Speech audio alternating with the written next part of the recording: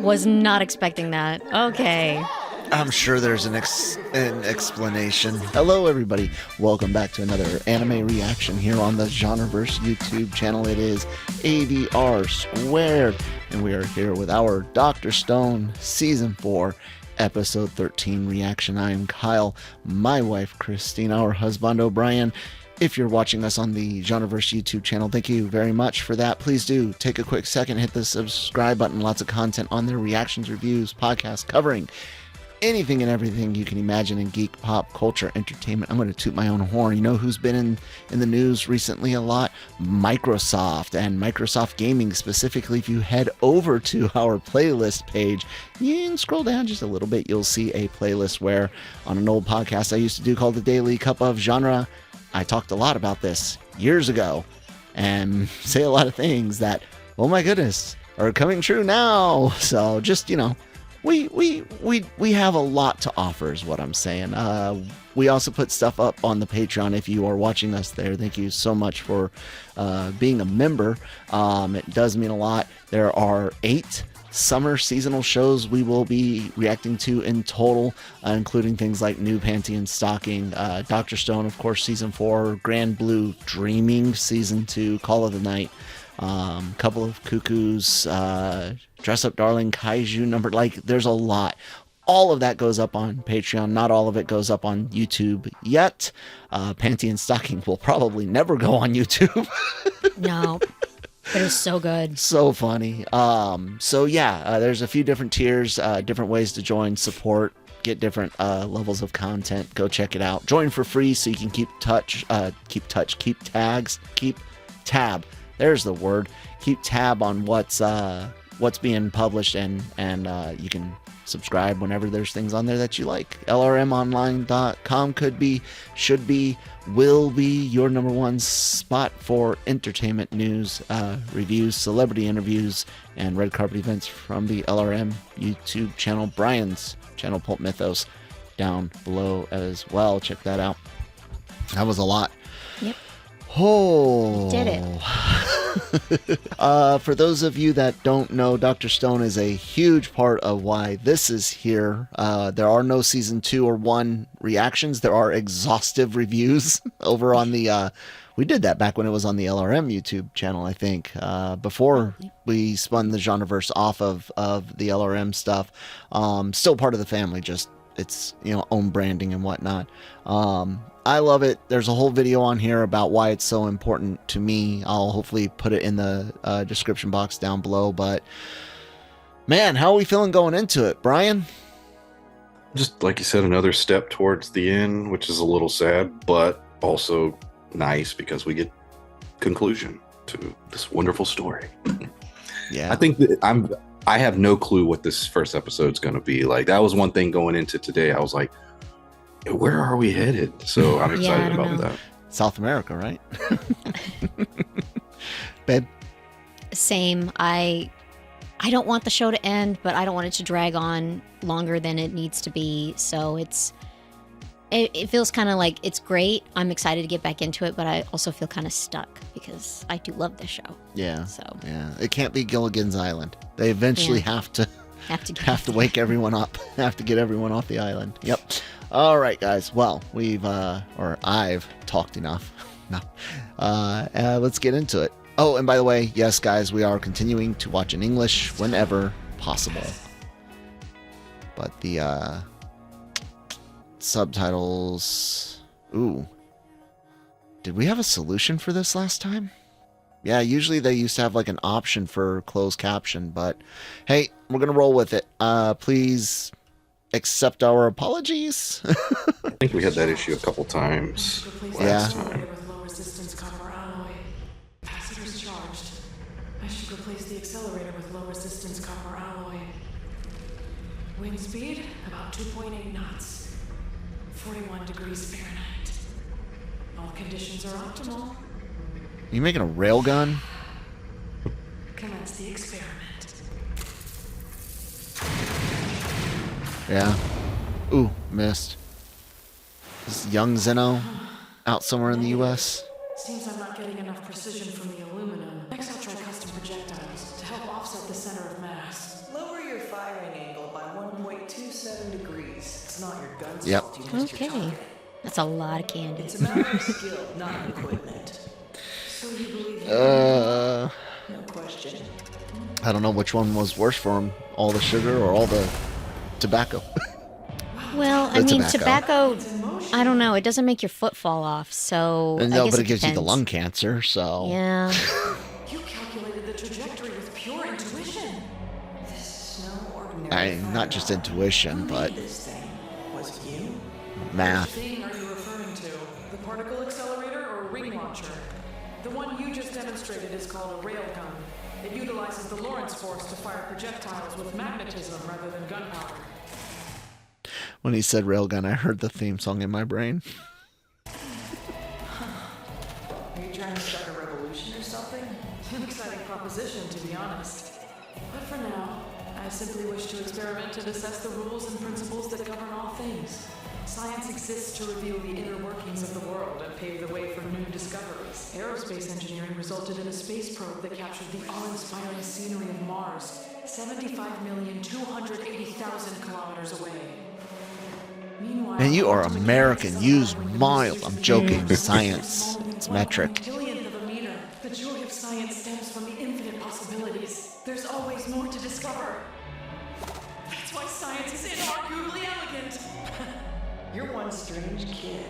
Mm-hmm. I love It it. gets stranger. The candy? Yeah. Yeah, it's like I'm such an addict. Counting the days till I can get tobacco. I'm well aware of the custom on a conceptual level. It's just, Don't leave him hanging. Shake his hand. this is my first practical experience. Same here. My name is Xeno. Now, Stanley, allow me to show you the beauty and the light of science. Tell I'm a bitter old 20-something-year-old man. Our latest recruit is finally awake. No trailers, did not watch the OP reveal or anything like that ahead of time. Didn't mean to elbow my wife. Like, the chair arm not big enough for you? Nope. No. I like the artwork. Mm-hmm. It kind of feels, especially with some of the colors they've been using, blue and orange and green and purple even, Ninja Turtles-ish. Yeah. And like the early 2000s cartoon, not its art style, but that kind of bleeding part of Western animation in the late 90s and early 2000s had a lot of this type of flair, if you will. Foot Clan. Shredder. Lean into it. We get bikes and everything. Yeah. I guess we're going to be getting motorcycles this season. Or be this fun. Cour. There's someone new. Someone else new. I feel like I recognize the band. I missed the name in here. Yeah, it does sound familiar. I dig it. It's those first few were still the best. Good Morning World, Primary Colors. But they've had some really good openings and endings. We'll need to clarify our strategy moving forward. To that end, let's start by assessing our current situation. We can start by onboarding our new pals, give them the rundown on our intentions. Our goal is to revive every last one of the billions of petrified humans out there. That's why we traveled to North America in search of corn. But we ran into a little snag when we wound up in a science Recap. battle with that genius Xeno guy. You managed to capture our ship along with most of our men. We kidnapped their leader. Key hostages on both sides. We agreed to make Corn City a neutral zone, at least for the time being. Terrible name. Which brings us to the present, fleeing for our lives on this teeny tiny boat. All while sniper extraordinaire Stanley Snyder and his fully armed special forces are in hot pursuit and exceptionally grumpy with us. They're coming after us in our own carrier to take Xeno back. Our odds don't sound so great when you stop and think about it. We'd be dead. Nah, you guys can do So it. we're gonna Yeah. have to keep dodging Stanley if we want to pull this off. It'd be a shame to croak before our next stop. South America. We're going straight to the source of that twisted petrification beam! What if we find some big bad petrification device or something? Woohoo! No telling what kind of amazing things we'll see! It makes me wonder if they could have some sort of device, something that will, like an automatic fuse in case of petrification again, that'll break open and drop. Is there something that they could put on where, and it's not like they have the beam itself to be able to detect it and set something up that can, but they would need something that would break against the rock somehow, like a timer where if they don't push a button every hour, only when on mission or when the threat is potential, but if they don't push a button every hour, it'll go off in an hour. You know what I'm saying? Yeah. Assuming we do find a source that's been awaiting discovery for thousands of years, have you considered it may have been placed here by the man on the moon? So it has occurred to you. There's a stupid amount of radio waves coming at us from the moon's direction. I figures Xeno would know about it. The top scientific minds of the new world have congregated at last. Imagine if we combined our intellect. We could You already had this discussion. Yeah. some new weapons. Super weapons don't move me 1 millimeter. We must work in tandem to solve the mystery of the petrification beam and how it correlates to the moon. As your former student, how can I disagree? I say we start by sharing everything we know. Very well. Let us demonstrate that science is elegant. Be ready Oh, head out oil. as soon as we're loaded up on Fuel. Gotta hurry and get Xeno back. Hostages, move to the fortress! Are you forgetting this is a ceasefire zone? We have exactly the same rights here as any of you people!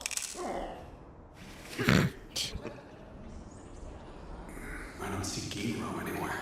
I was gonna say, who's missing? What?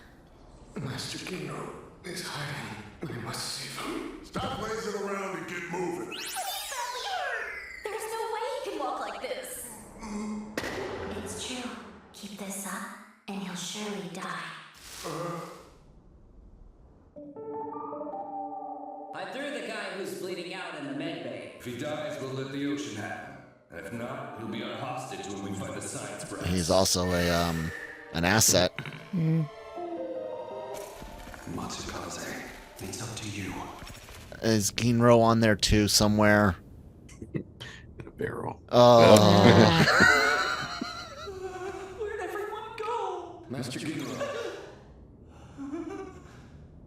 My humble servant came back for me! He disappeared and left me all alone! Now it all makes sense. I have no idea what I should do! To think you hid away in the heart of the enemy ship all this time. I understand your plan, brave master. You seek to Just smile and nod. Yeah. to ensure we prevail over the enemy. No, he's a coward.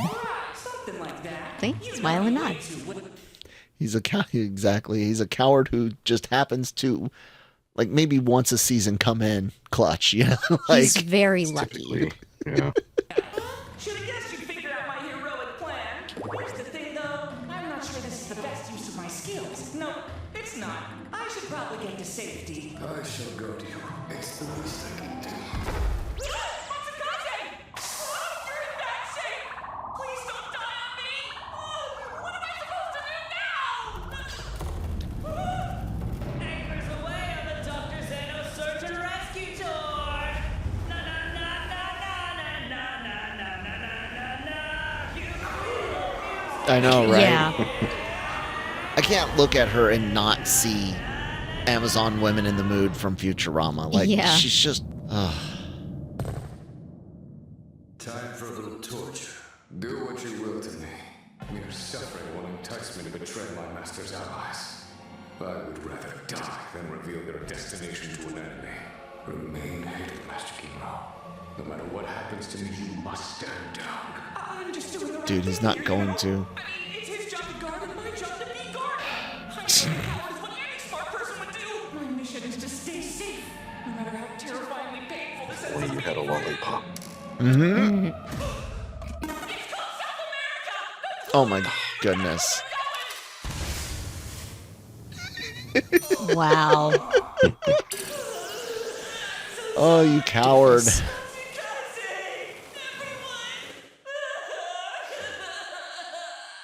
Unless it's part of the plan. South America is very huge. Yeah.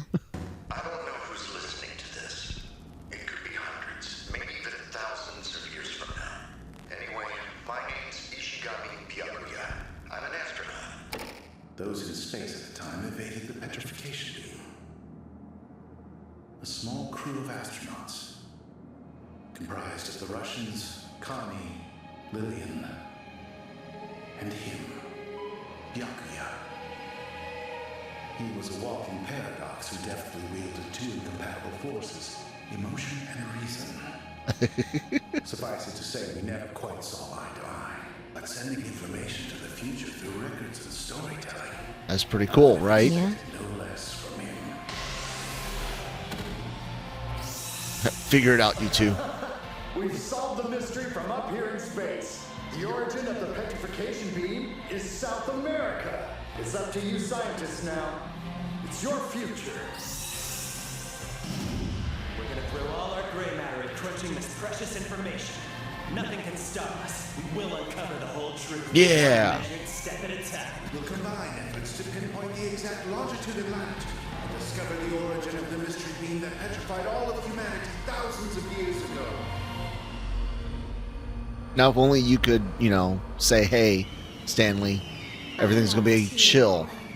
Follow behind, keep tabs, be kind. Rude to interrupt them when we can't contribute. Wild that the two top scientists across millennia are collaborating down there. How come you're acting extra restless? You don't know what you're saying. I'm not restless at all. No.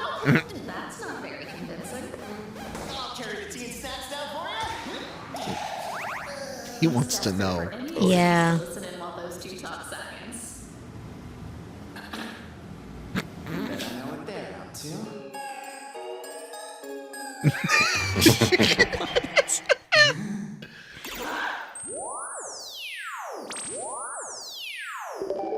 Was not expecting that. Okay. I'm sure there's an explanation. It's a model. It's as simple as throwing a little bit of glycerin on the surfactant we make for shampoo, creating a reaction that produces giant super bubbles. And is there a reason he's roaming free? We're doing important work here. He won't try to run. Okay, I finished the round spinny thing you asked for. Consider, the petrification device goes off somewhere in Brazil. A planet-scale beam spreads over a radius of 12,800 kilometers, engulfing the Earth. The resulting calamity drove humanity to near extinction thousands of years ago.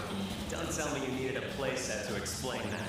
To arrive at a truly elegant solution, one must start with elegant tools. I think I get why Xeno built that bad castle.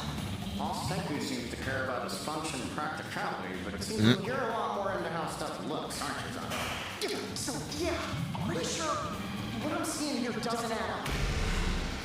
If this model's correct, then from Senku's perspective on the other side of the planet, the petrification beam should have come from the ground, right?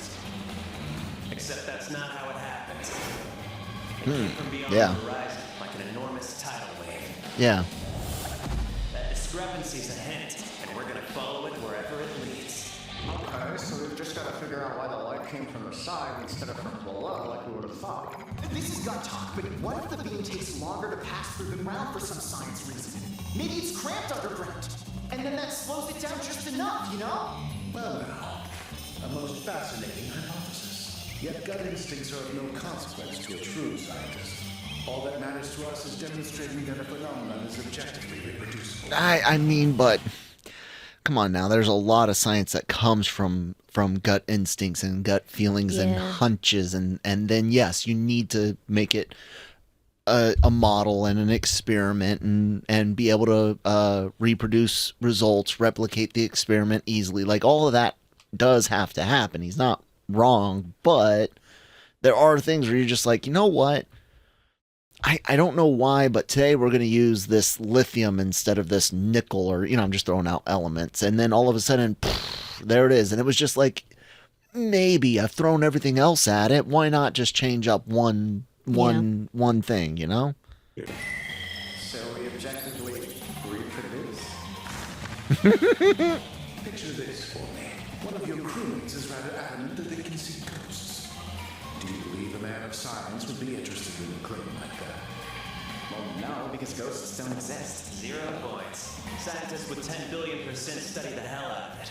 But only if these alleged ghosts kept causing the same effects to happen over and over again, reliably. This person's initial hypothesis is that they can see ghosts. It's supremely irrelevant whether or not it's true, because saying it won't pique anyone's curiosity.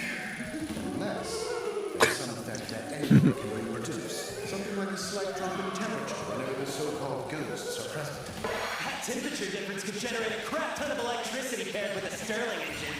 Ghost generator! I must admit, it sounds rather elegant.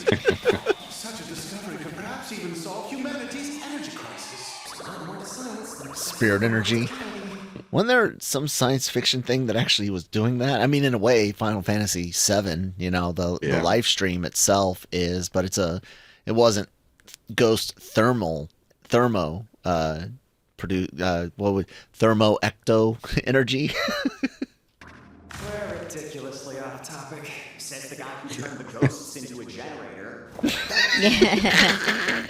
must now pursue reproducibility of the petrification beam. Do ghosts have rights? As for me, I was petrified in the middle of the day at precisely 12:40 and 20 seconds. It happened at exactly 8:25 in the evening for me. We were gathered at Pinnacles National Park when the event took place. So if we account for the difference in time zones, it arrived in Tokyo 15 minutes and 20 seconds later. Meaning it would have taken a few dozen minutes to envelop the entire planet. The space station Byakuya and his team were on. It's not like it just sat in the same spot that whole time.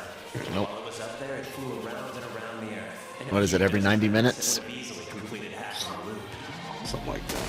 There's no way it could have avoided the petrification beam. We must then conclude that the wave of light covered the planet at a rather low altitude. In fact, it couldn't have been a light. It would have traveled faster if it were. It could be a luminous substance. And if the front flowed across the surface, held down by gravity, that would match both of our observations. That hypothesis is just the start. So is it possible that some people above a certain elevation survived? Yeah, I don't know how high, or if you were flying high enough. Yeah. I mean, we saw airplanes come down, and those fly at 30,000 feet. So I don't think there's anything else that could be, anywhere else that could be that high.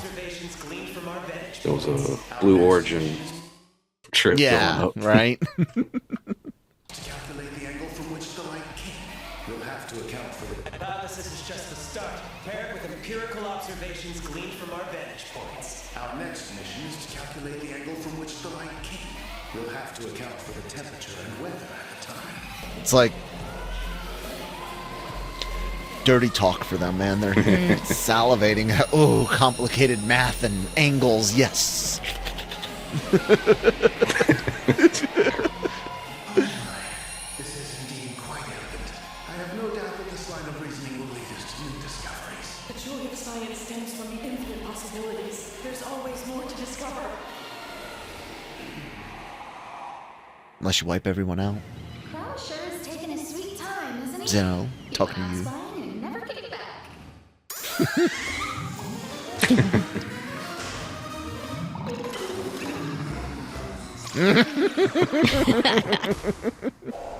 We started at the first moment we saw the light on the horizon. And stopped the very instant we were petrified. 56 seconds passed. The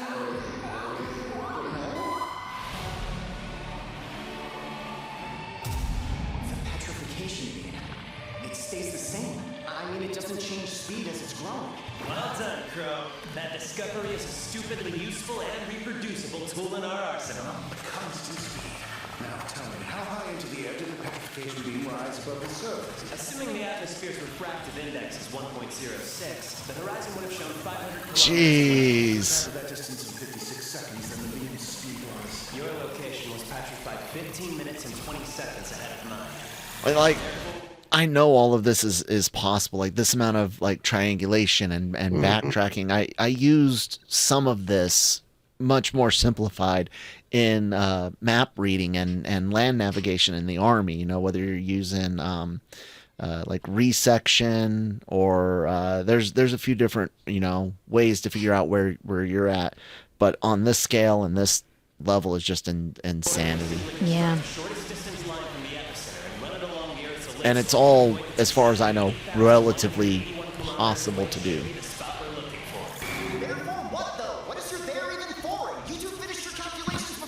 It's in Brazil. Just need the angle. A ballpark would work. These are all guesses. But if we keep combining our educated approximations, the solution will emerge on its own. What is most likely? And the shadows that I observed. In that case, we'll place the 7 sky trees to the left. We never could have arrived at these conclusions individually. Yet by bringing our minds together, we can triumph. 2 lines can only intersect one way, at one point. 3 degrees, 7 minutes south, 60 degrees, 1 minute north. I was right. That's where we'll find the origin of this entire mystery. Maybe. I think Sadly, there's it's not on the coast. line somewhere in there. It's a long journey. So Yeah, through some of the worst jungles in existence today, let alone 3,000 years of not being traveled through or touched at all, you know? Yeah. Well, that was exciting. They did the recap well, Yeah. fairly quick, and then kind of moved away from it and then touched back on a few things. This is an interesting ending. How are we feeling about that first episode, Christine? Good. A lot of it was just taking in, and then a lot of things where it's just like, I don't know what y'all are talking about. Yeah, so it's just kind of like Chrome, just like, I'm just going to wait till y'all are done and give me the answer y'all are talking about. Brian? No, yeah. Go ahead. No, that's it. Brian? that was good. Like I said, the recap was super quick. We established where everybody's at, and this episode was about X and Senku bonding over science and plotting the course forward. So did everything it needed to. It's just like him and Tsukasa, where it's a bit of an ideology difference. Xeno seems like he'll be more difficult to win over because he's not just emotional, he's scorned. Tsukasa was emotional and driven with his ideology, of course, but it wasn't. He was disappointed in like the situation his sister was in and whatnot, but he wasn't like scorned. He wasn't feeling rejected. He didn't seem to have a revenge need the way that Xeno does. His is like purely ideological. Xeno's is more personal. Does that make sense? Yeah. Am I off on kind of reading Tsukasa that way? So I really do wonder, like, why not just say, hey, we're in a temporary truce, like everyone lay weapons down, the carrier with Stanley coming behind, just hang back, or, Maybe that's why they wanted for him to reveal it, because that little smirk. Yeah. When he just spilled the beans, it's like, at least he's closer, and if they need help, they can call or something like that. Yeah. Yeah. Yeah. Indeed, like I said, there's probably some plan. There is probably some plan there, or at least there was. Ginro doesn't know he's part of a plan. They were just like, we know what he'll do, and we'll plan for that. I enjoyed it. I can't wait week to week. I love this show. I really do. Yeah. Any other thoughts on this week's episode, guys? No. All right. Please do subscribe if you're watching us on the Genreverse YouTube channel. Lots of content up on there. That's the playlists page. It's a great way to consume all the content, especially the reactions. Do subscribe. And if you're watching us on Patreon, thank you so much. Please check it out. You can join for free and see, like the free join, and you don't get anything, but you can see what's going up. And then there are 3 tiers. You can check those out. Different options to fit different needs. And LRMonline.com for all written entertainment news, celebrity interviews from the LRM YouTube channel, and so much more. Brian, say something about your channel. Called Pulp Mythos on YouTube. Check it out. All right, guys. Can't wait until next week. We'll see you then. Bye.